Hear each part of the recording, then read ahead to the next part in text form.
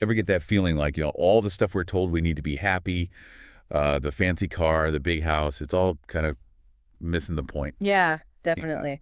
Like we're chasing after shadows. exactly. And that's what's so cool about diving into these ancient texts. Like they were grappling with these same questions centuries ago. So today, we're going deep on a single verse, verse 10, from the Bhaja Govindam. And this verse, man, it's all about detachment, seeking truth, the whole shebang. It really cuts to the chase, doesn't it? Oh, for sure. He uses these really vivid metaphors. Like it's not your typical philosophical treatise, it's almost poetic. I'm intrigued. Let's hear it. Okay, so verse 10, it goes, "What good is lust when youth has fled? What use is a lake which has no water? Where are the relatives when wealth is gone? Where is Samsara when the truth is known?"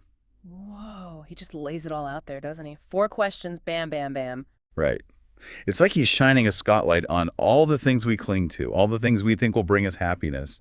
And then he's like, but what happens when those things are gone? Let's break it down, shall we? Starting with, what good is lust when youth has fled? Man, that one's a gut punch, especially as we get older. It's so true, though, isn't it? Our desires, they change, they evolve, and sometimes they just fade away. Like trying to squeeze juice from a dried up orange. Perfect analogy.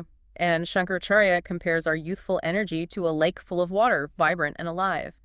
But as we age, that lake naturally starts to, well, dry up. And clinging to those youthful desires when the energy's just not there anymore. It's kind of pointless, right? Exactly. It's a reminder to recognize the impermanence of things, even our own youthfulness, to shift our focus to something more enduring. Which takes us to the next question. What use is a lake which has no water? This one makes me think about relationships. Oh, absolutely. It's about those connections that are purely transactional. They're there as long as there's something to gain. Yeah, like the water represents material support, wealth, status, whatever. And when that dries up, The relationships evaporate. it's a harsh reality, but it's something to be aware of. It makes you want to cultivate those deeper connections, the ones that aren't based on what you can get. Absolutely. Authenticity over superficiality. Okay, but now we get to the real head scratcher. Where are the relatives when wealth is gone? Where is samsara when the truth is known? First off, for anyone who's not familiar, samsara is like this cycle of birth, death, and rebirth, driven by our desires and basically not knowing any better. Right, that fundamental ignorance about the true nature of reality. And this line suggests that when we achieve true knowledge, when we actually see things as they are, Samsara just stopped, poof. in a sense, yes, it's like the illusion is broken. We're no longer bound by that cycle of suffering. Okay, but what exactly is this truth he's talking about? Well, that's the million-dollar question, isn't it? Right. Like, is it self-realization, understanding the universe, finding your purpose? It could be all of those things, or maybe something entirely different.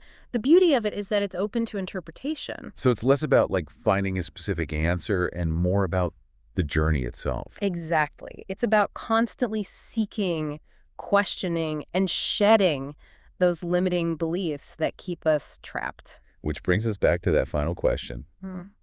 Where is samsara when the truth is known? Mm. It's like once you have that clarity, that understanding, If suffering just loses its grip, you see through it. it's kind of like imagine you've been struggling with this complicated machine, right?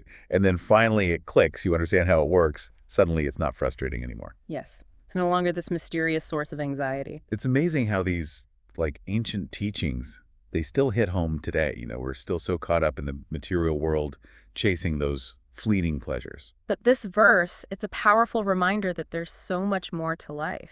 That true happiness, it comes from within, from understanding ourselves, from seeking knowledge, from connecting with something bigger. So to everyone listening, we want to leave you with this.